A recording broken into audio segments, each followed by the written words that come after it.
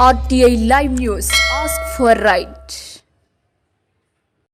వరంగల్ జిల్లా చెన్నారావుపేట మండలం కోనాపురం గ్రామంలో నివాసం కోల్పోయి దాతల సహకారం కోసం ఎదురు చూస్తున్న పేద కుటుంబం. వివరాల్లోకి వెళితే గ్రామానికి చెందిన మండల రామ ఉండడానికి ఇల్లు లేక తీవ్ర ఇబ్బంది పడుతున్నారు. భర్త 5 సంవత్సరాల క్రితమే మరణించారు. తనకొక మతిస్థిమితం లేని కూతురు కోమల ఉన్నారు.